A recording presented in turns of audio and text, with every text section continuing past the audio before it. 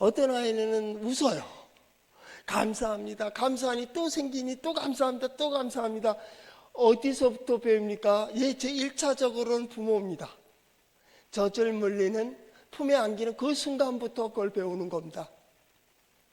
그래서 어떤 교육학자에 의하면 벌써 5살, 6살 되면 그 평생에 행할 일들을 다 배운다는 거예요. 마음 쓰는 것, 생각하는 법, 표현하는 법, 말하는 법, 보는 법, 듣는 법을 그때 배워요. 어려서부터 부정적으로 듣기 시작한 아이는 커서도 마찬가지입니다. 그런 가정에서 성장한 이들은 세상에 나가면 환경이 바뀌면 아닙니다. 안 바뀝니다. 똑같습니다. 그 친구는 어떤 공동체에 가든지 불평하고 원망하고 부딪히고 깨지고 쥐어짜야 되고 내가 쟁취해야 되고 가지려고만 합니다. 그러니 얼마나 속이 힘들겠어요. 그러나 같은 기질인데 어떤 가정에서 어떤 환경에서 자라는 그 친구들은 평안합니다. 오늘 성경 말씀에 보면 같은 부모의 어머니는 다르지만은 형제들이 12이 성장하는 겁니다. 그런데 요셉과 그 형들의 기질과 성품이 달라요.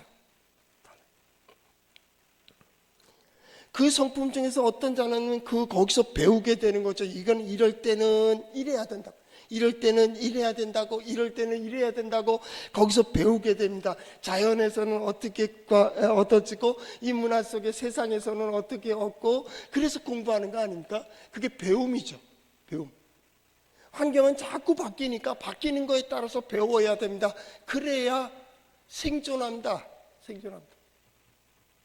사람들과의 관계도 마찬가지입니다.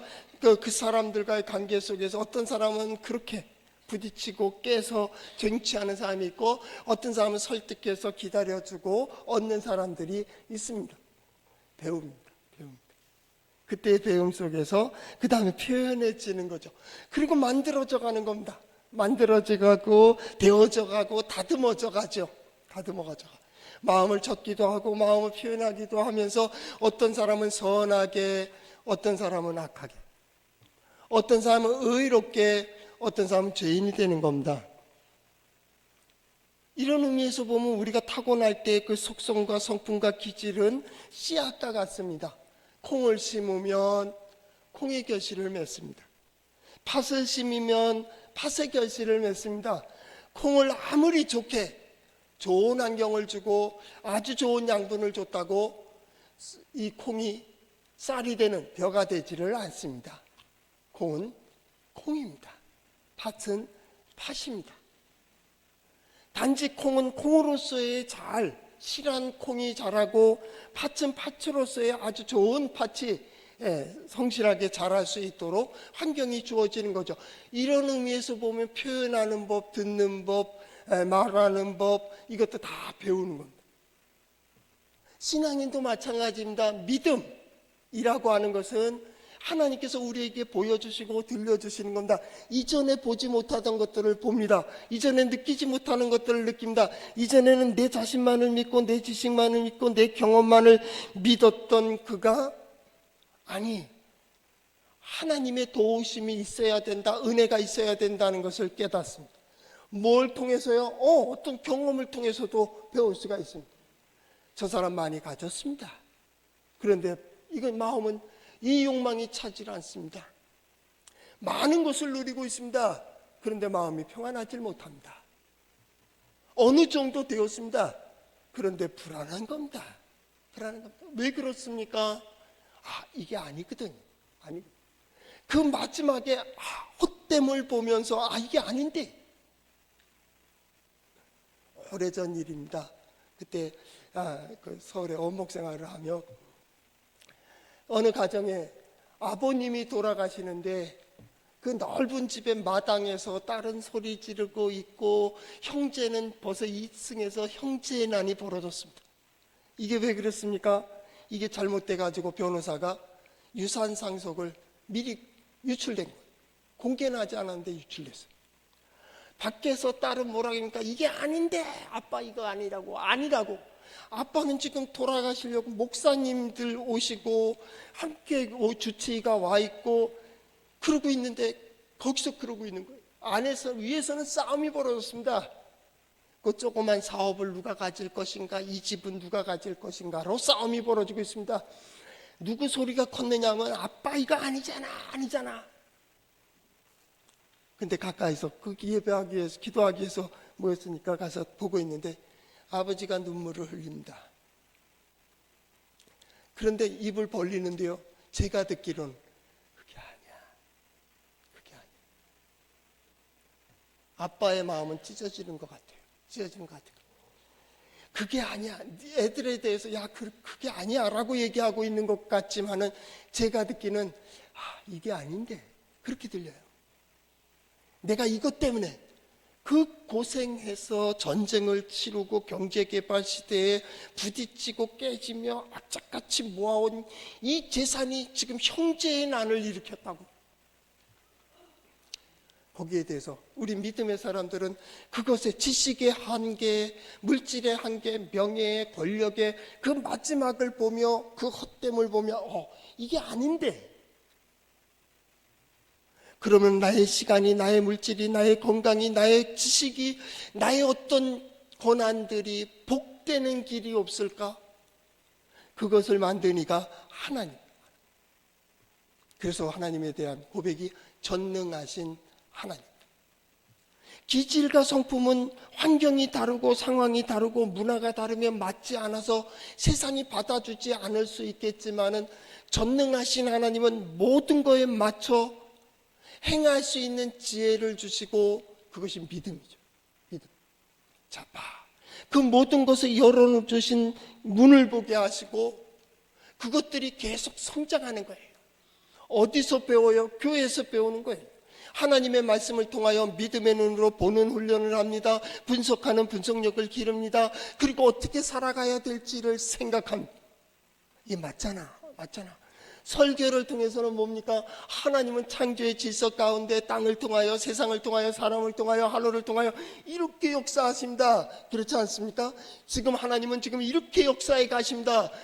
이 삶의 신앙생활의 방향을 결정한다. 그게 뭐예요? 설교입니다. 성경 공부를 통해서 분석합니다. 설교를 통해서 방향을 결정한다. 우리는 그렇게 간다고. 두 방향으로 간다. 요셉, 이 사람은 어떤 특별한 의지가 없습니다. 특별한 주장도 없습니다. 특별한 고백도 없습니다. 특별한 어떤 것들을 하겠다고 하는 목표도 없습니다. 목표 잘 정하면 돼요? 방향 바로 정했는데 돼요? 그렇게 해서 되는 게 아닙니다. 여러분, 아내와 남편 부부 생활을 하면서 사랑하는 게 마땅하지 않아요? 사랑하세요. 그게 사랑이 됩니까? 자녀들을 사랑함이 마땅하지 않겠어요? 그런데 진정 그게 사랑하는 거예요? 마음에 안 들면, 내 마음에 분노가 일어나고 내 성격에 안 맞으면 거기서 화가 나는 그것이 사랑이요? 사랑은 모든 것을 참으며 모든 것을 견디며 모든 것을 바란다고 하는데, 모든 다라고 하는 모든 환경, 모든 조건, 모든 사건 속에서 기대하고 소망하고 그래도 될 거야. 내 마음에 들지 않아도 너는 잘 될 거야. 그리고 그를 위해서 도와주기도 하고 붙들어주기도 하고 격려해주기도 하고. 그 사랑하니? 근데 왜 사랑 못해요? 해라 해서 됩니까? 예수의 복음은 그 얘기를 하는 게 아닙니다. 그 속에 심어놓은 믿음의 신앙 고백을 얘기하는 겁니다. 예배해라 그래서 잘 된다? 아니요. 기도하면 된다? 아니, 그런 얘기하는 것도 아닙니다. 성경 말씀 많이 봐라 그런 얘기도 아니요. 진정 여러분의 마음속에 무엇을 원해요? 그대로 사세요. 요셉을 보세요. 자연스럽지 않아요? 지난 역사를 본다면 어찌 이럴 수가 있겠어요? 근데 자연스럽다고 형제를 대접하고, 오늘 성경 말씀도 마찬가지입니다. 그들이 가져갈 수 있는 최대로 옮길 수 있는 만큼을 채워줍니다. 더 줄 수 있으면 더 줬을 거예요. 어찌 이럴 수 있냐고. 너무 자연스럽지 않아요? 형들은 자꾸 부딪히고 있습니다. 깨지고 있습니다. 우리는 요셉을 중심으로 해서 몇 달 보고 있기 때문에 형들은 건너뛰었지만 요셉과 헤어진 다음에 그 형들 집에 이루어진 일들을 보세요. 수치스럽고 부끄럽고 창피한 일들로 계속 담겨져 있습니다. 긴장되어 있습니다. 자연스럽지가 않습니다. 휴가철도 됐고 쉬기도 하고 그저 더우니까 누구랑 만나기도 귀찮으면 좀 시원한 물에 발 담그고 차 한잔 마시면서 한번 생각을 해보세요. 나는 어떤 삶을 살아가야 될까? 어떤 삶이기를 원하는가 말이죠. 그 답이 어디에 있어요? 성경에 있어요. 한번 따라해 볼까요? 하나님의 말씀인 성경은 나의 신앙이요 나의 고백입니다. 주여 내게 무슨 말씀을 하려 하시나이까? 내게 무슨 말씀을 하시든지 그대로 하리이다. 하나님을 떠난 역사 속에 신앙생활이 어려운 것은 보지 못했기 때문입니다. 성경이 날마다 새롭고 날마다 새로운 일을 주장하시고 새로운 일을 만드시는 하나님을 얘기하는 것은 우리가 보지 못한 일들이고 듣지 못한 말씀들이고 상상도 못한 그런 상황이 성경이 얘기하고 있는 겁니다. 우리가 이해할 수 있다면 어찌 새로움이겠습니까? 우리가 말할 수 있다면 어찌 그것이 새로운 소망이겠습니까? 우린 도저히 상상하지도 못한 일들을 이루어낼 때 이것은 새로움입니다. 그 때로는 기적이라고도 한다. 기적이 뭡니까? 우리 인류의 역사 속에서는 없는 일입니다. 그것이 반전될 수도 없고 될 수도 없는 일입니다. 설명할 수 없지만 되어졌는데요. 이게 기적 아닙니까? 지금 이때 새로운 역사가 열려지고 새로운 판이 깔려져 있는 이때에 하나님께서 여러분을 통하여 세상이 기적을 볼 수 있기를 축복합니다. 마치 형들이 죽은 요셉을 노예로 팔아버린 요셉이 총리가 되어 있는 모습을 보는 것처럼 여러분들을 볼 때 그들이 소망이 되고 위로가 되고 여러분들로 인하여 그들이 복을 받을 수 있기를 축복합니다. 그것이 먼저는 여러분 자신이기를 바랍니다. 두 번째는 여러분의 가족이 될 수 있기를 바랍니다. 여러분의 가정이 되고 여러분의 사업이 될 수 있기를 축복합니다. 이것은 하나님의 뜻입니다. 우리는 세상에서는 환난을 당하나? 아니요. 하나님은 세상을 그렇게 만들지를 않으셨어요. 하나님은 모든 세상의 길을 열어주시고 거기에 진리를 정하시고 거기에 그 길을 가는 이들마다 그 안에 평강을 주시고 평화를 이루게 하시고 거기서 만족하게 하시고 거기서 행복하게 하시고 누구나 자유롭게 하셨어요. 왜 자유롭지 못합니까? 내 마음의 욕심입니다. 왜 자유롭지 못합니까? 나의 선입견입니다. 나의 지식과 나의 경험이 그것을 새롭게 하지 못합니다. 복된 자만이 복으로 누립니다. 우리의 시간이 복됩니다. 우리의 건강이 복됩니다. 우리의 환경이 복됩니다. 우리의 만남이 복됩니다. 누가요? 복된 자만이 누립니다. 복된 자로 만드십시오. 아니요. 그럴 수 없습니다. 못 만듭니다. 만날 수도 없고 같을 수도 없습니다. 여러분의 마음에 맞았다면 여러분이 악으로 가든 선으로 가든 그것의 촉매가 될 것입니다. 우리의 마음에 맞는 건 하나도 없습니다. 우리의 성격과 기질에 맞는 것도 없습니다. 단지 하나님의 지혜는 거기에 길을 보여줍니다. 어떻게 함께 가며 어떻게 가야 복되게 가며 어떻게 해야 복을 누리는가를 하나님은 이미 복으로 주셨습니다. 이제 하나님은 그것을 통하여 여러분의 마음을 보는 겁니다. 나의 마음을 보죠. 그것이 어디에 있어요? 요셉을 통하여 형들을 통하여 또한 그 외 신앙인들을 통하여 우리가 보게 되는 거예요. 그래서 작년에 우리 얘기했죠. 우리 믿음의 사람들이요 가는 곳마다 믿음의 판으로 바꿔라. 방법도 바꿔라. 믿음으로 바꾸라. 판을 바꾸면요 세상이 당황해요. 다윗이 골리앗 앞에 갈 때 그는 물맷돌로 동네 아이들 싸움하는 것처럼 양칠 때 짐승을 쫓는 것처럼 물맷돌을 가지고 나갑니다. 골리앗은 상상도 못한다. 저놈은 갑옷을 입어야 되고 칼을 들고 창을 들고 방패를 들고 내 앞에 나와야 되는데 엉뚱한 거로 나오는 겁니다. 도저히 상대가 안 돼. 저 싸움을 어떻게 하는 거예요? 판을 바꾸세요. 그러면 방법도 달라집니다. 결과가 달라집니다. 방법이 다르면 결과도 다른 거예요. 쥐려고 하십니까? 죽을 때까지 쥐어야 됩니다. 얻으려고 합니까? 죽을 때까지 싸워야 됩니다. 그래서 피곤한 겁니다. 노세요. 자유롭지 않아요? 요셉을 보세요. 얼마나 자유롭습니까? 형들에게 마음껏 대접합니다. 그리고 1절 말씀에 뭐라고 되어 있습니까? 요셉의 그의 집 청지기에게 명하여 이르되 양식을 각자의 자리에 운반할 수 있을 만큼 채우고 각자의 돈을 그 자리에 놓고 이렇게 하라고 얘기합니다. 얼만큼요? 옮길 수 있을 만큼. 지금 애굽의 이스라엘 땅, 이제 가나안 땅에서 내려온 형들은, 형제의 식구들이 몇 명이나 내려옵니까? 몰라요. 수레를 끌 수 있을 만큼일지 그럴 겁니다. 그러니까 한 아들마다 몇 명씩 붙었을 거예요. 각자가 옮길 수 있는 만큼을 가득 담아주고 어떻게 합니까? 그들이 가져온 돈도 주라. 베풀 수 있는, 베풀 때 아끼지 아니하는 그것이 뭡니까? 바로 복이라고 하는 겁니다. 복. 나는 우리 성도들이 이런 복을 받으시기를 축복합니다. 복은요, 거기에 한없는 겁니다. 오늘 성경 말씀에 요셉은 뭡니까? 복된 자입니다. 형통한 자입니다. 복된 자는 그 손대는 모든 일들마다 복이라고 그랬습니다. 그는 형통했습니다. 왜요? 하나님이 그와 함께 하셨기 때문입니다. 함께 하셨기 때문에. 그 마음이, 그 자세가, 그 삶이 하나님의 뜻에 맞았습니다. 하나님의 마음에 합했습니다. 하나님의 일을 하기에 좋았습니다. 하나님이 쓰시기에 좋았습니다. 왜요? 자기 주장이 없어요. 자기 주장이 없어요. 아니, 요셉 같은 이가 어떻게 청리에 올라가느냐고. 그런데 하나님이 만드십니다. 하나님께서 약한 자를 강하게 하시고 부족한 자를 능력 있게 하시는 이는 하나님입니다. 대체로 성공한 사람들, 되어진 사람들, 행복한 사람들, 입지전적인 어떤 인물들을 보면 거의 하나의 외골수이고 부족합니다.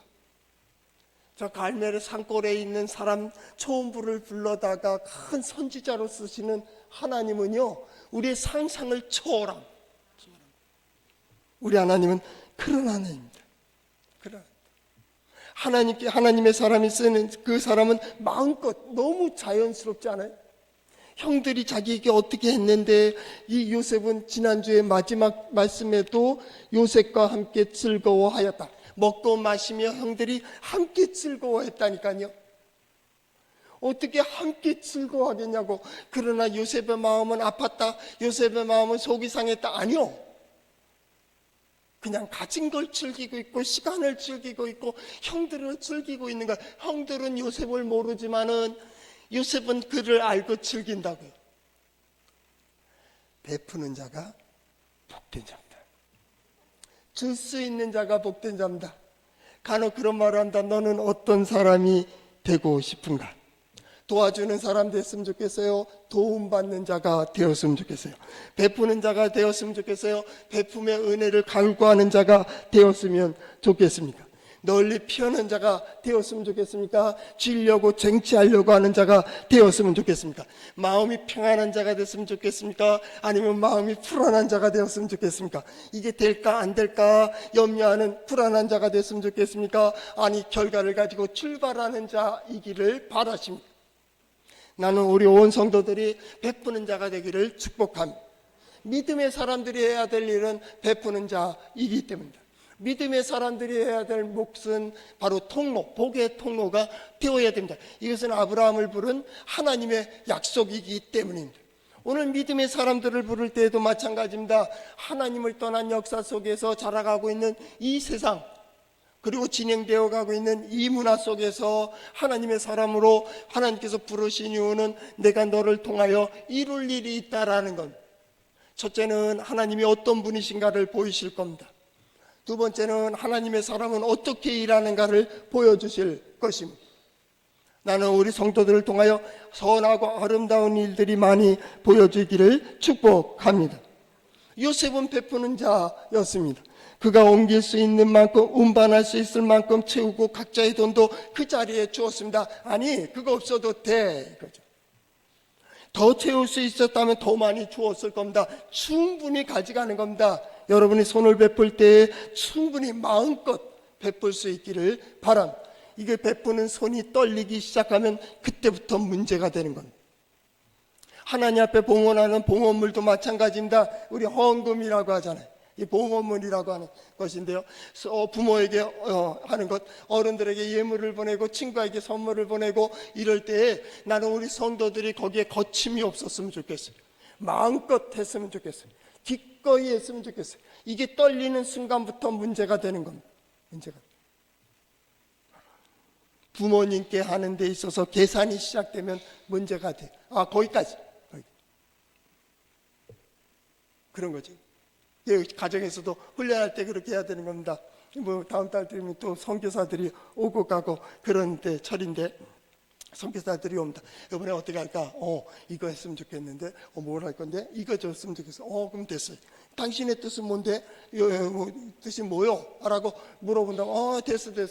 한 사람이 얘기했으면 됐죠. 우리는 당연히 회의할 때도 저는 그렇게 합니다. 어디 도왔으면 좋겠는데요. 그러면 장님 어떻게 할까요?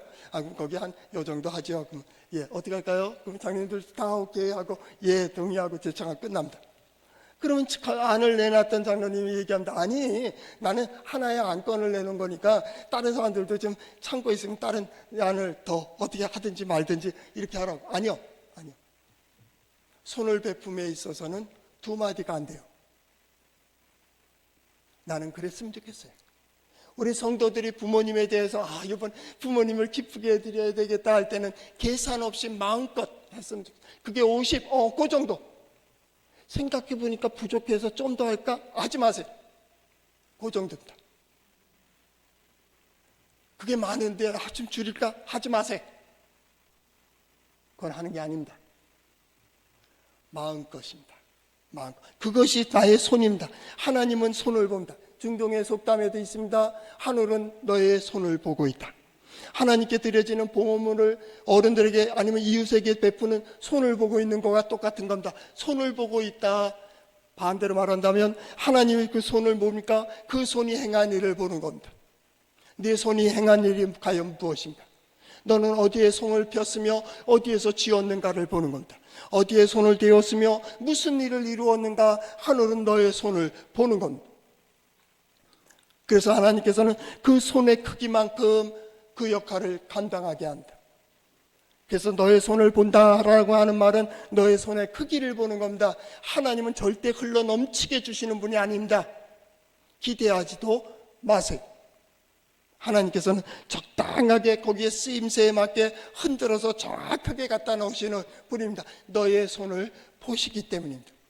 하나님의 역사에는 절대 오차가 없습니다. 하나님께서는 그 기뻐하는 자로 만족하게 하십니다. 잠언 전도서 2장 26절에 보면 하나님은 그가 기뻐하시는 자에게 지혜와 지식과 희락을 주시나 죄인에게는 노고를 주시고 그가 모아 쌓게 하사 하나님을 기뻐하는 자에게 그가 주게 하시지만 이것도 헛되어 바람을 잡는 것 같도다 라고 얘기했습니다. 왜냐하면 그 하나님의 사람들은 그걸 어떻게 써야 되는지를 알게 되기 때문입니다. 복된 자가 복된 환경을 누립니다. 복된 환경을 누리는 이들이 행복할 수가 있기 때문입니다. 그래서 베풀 때에는 계산하지 말자. 계산하지 마라. 하기로 했다면 기꺼이 해라. 됐어. 그 정도. 안 하는 자를 뭐라 그럴 거 없고요. 하는 자에 대해서 평가하지 마세요. 그러니까 그것이 우리의 하는 일인 바로 베푸는 겁니다. 형제에게 이렇게 베풀고 있습니다. 잠언서 3장 27절에도 마찬가지입니다. 내 손이 베풀 힘이 있거든. 없는데 하라는 게 아니죠. 베풀 힘이 있거든 마땅히 받을 자에게 베풀기를 아끼지 마라 라는 것. 마땅히 받을 자입니다. 누구는 받을 자가 아닌가요? 오히려 나쁜 습관을 길들이는 게 있습니다. 저 가끔은 아니고 한번 그런 적이 있는데 그를 거지로 만들지 마세요. 거기 도와주자는 거예요. 지사님들이 도와주지. 한참 듣고 있어요. 왜요? 이제 한참 얘기해서 아니요. 거기 도와주면 안 됩니다. 거기는 충분히 자립할 수 있어요.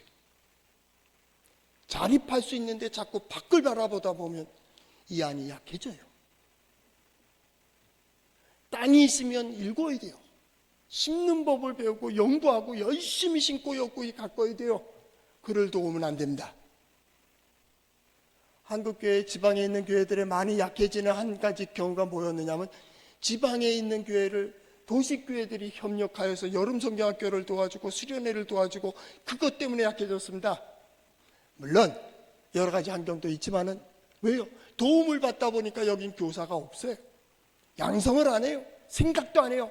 때가 되면 누가 도와줄까 이것만 보고 있다고. 그게 뭐요? 거지긍성이요. 거지. 나는 우리 성도들이 마땅히 도울 자들을 도울 때는 흔들림이 없었으면 좋겠어요. 손에 떨림이 없었으면 좋겠어요. 부모님을 만나러 가고 휴가철이니까 형제들로 만나죠. 형제들이 도와달라고 하면 그건 내가 도와줄게. 그 정도 되었으면 좋겠어요. 어려서부터 쥐기만 하고 받기만 하고 하던 사람은 끝까지 그렇게 삽니다. 난 그러지 않았으면 좋겠어요. 우리 성도들이 충분히 커서 그늘이 되어주고 그들에게 열매를 나누어주고 그들에게 베풀며 살아가는 우리 성도들 될 수 있기를 축복합니다. 하나님의 뜻입니다. 하나님의 뜻입니다. 이 변화의 중심 속에서 상황에 따라서 내치고 없애버리고 팔아버리고 죽여버리고 그러려고 하는 그 형들은 변화를 따라서 갑니다. 환경에 따라 상황에 따라 조건에 따라서 그렇게 변해갑니다. 요셉은 변하지 않습니다. 책을 보더라도요, 독서하는 법이 있는데 거기 보면 주인공이 A라고 하는 주인공이 그대로 A-가 되어 있습니다. 성장해 있는 그런 주인공이 있습니다. 그런데 어떤 책을 보면요, A라는 주인공이 전혀 다른 B가 되어 있습니다. 바뀐 거예요. 변화돼야지. 그래 성장하는 거니까. 그러니까 이 둘 다 똑같습니다. 요셉 같은 경우는 A라는 사람이 A입니다. 형들이 A가 B가 되고 있습니다. 이전에는 시기하고 질투하고 죽이고 무책임하고 자기만 살려고 했던 이 형들이 요셉이라고 하는 그 대상 앞에서, 은잔이라고 하는 시험대 앞에서 그 마음속 깊은 곳에 있는 믿음이 움트기 시작하게 되는 겁니다. 하나님께서 심어놓은 믿음의 싹이 나기 시작하고 쫙 가라앉아, 찢기같이 가라앉았던 믿음이 다시 역할을 감당하기 시작을 하는 거죠. 그리고 어떻게 해요? 이 잘못한 것에 대한 깨달음이 여기서부터 시작이 되는 거예요. 양심이 다시 살아나기 시작하는 거죠. 동생이 우리에게 살려달라고 애걸 할 때 우리가 듣지 않았음을, 그거로 인하여 우리가 이렇게 죄를 당하는구나, 양심이 발동하기 시작하는 겁니다. 하나님이 어찌 우리에게 이런 일을 행하실 수 있을까라고 하는, 아버지를 통해서는 하나님의 은혜가 너희와 함께하기를 바란다고 하는 하나님이라는 단어가 그들 중에서 나오기 시작한, 신앙이 다시 활동하기 시작하는 것이죠. 더 중요한 것은 책임감입니다. 형들이 어떻게 합니까? 이 베냐민의 일들로 인하여 이 베냐민을 돌보는 자가 되어 있습니다. 형들은 그런 모습이 아닙니다. 이전에 42장 29절에 보면 자루에서 돈이, 자기네들이 분명히 애굽에서 돈을 지불했는데 그 돈이 그대로 있었습니다. 자기 형제 중에 시므온은 애굽에 갇혀 있습니다. 어떻게 해야 됩니까? 다시 돌아가야 됩니다. 애굽으로 가서 이걸 솔직히 얘기하고 우리가 집어넣은 게 아닌데 여기 있었다고, 이게 계산 착오인 것 같은데 이게 잘못됐다고 나야 된다. 왜요? 이게 잘못된 게 들통나고 나중에 계산이 잘못되면 시므온이 죽습니다. 그런데 그들은 42장에 그대로 아버지 집 쪽으로 간다. 도망가듯이 간다. 어쩌면 다시 흉년이 기근이 계속되지 않았다면 애굽 안 갑니다. 요셉 버리듯이 시므온 버렸을 거예요. 그게 형들이었습니다. 그런데 어느 성경 말씀에 이 44장을 쭉 읽어다 보면 그거로 인하여 한 사람만, 베냐민만 끌려가면 너만 갔다 와라 그러고 가도 되는데, 형들이 각각 짐을 꾸려 13절 그들이 제 옷을 찢고 각기 짐을 나귀에 싣고 성으로 돌아가니라. 애굽으로 갔다 그 말입니다. 같이 그 책임을 지는 거예요. 이 생명을 데리고 가야 된다라고 하는 아버지의 약속도 있고 아버지를 생각하며 데리고 가야 된다는 그런 사명을 갖게 된 거예요. 형들이 변했어요. 나는 그랬으면 좋겠어요. 우리 성도들을 보며 잘못된 생각을 하고 있던 이들이 부끄러움을 느끼고 바른 생각으로 전환되었으면 좋겠어요. 안 되는 길을 가던 이들이 나도 저 집처럼 저 사람들처럼 저 가정처럼 행복하고 서로 웃고 서로 격려하고 서로 위로하고 복된 가정이 되었으면 좋겠다 하고 여러분들을 찾아왔으면 좋겠어요. 변화의 중심에 우리 성도들이 있었으면 좋겠어요. 어찌 이렇게 변할 수 있냐? 요셉이라고 하는 요셉을 세우신 하나님은 요셉을 통하여 그들을 시험하고 있습니다. 요셉은 은잔을 통하여 그들을 시험하고 있는 겁니다. 이건 유혹이 아닙니다. 너의 마음이 어떠하냐고. 너의 마음이 지금 어디를 향하고 있는가를 봅니다. 더 중요한 변화가 있습니다. 아버지를 생각합니다.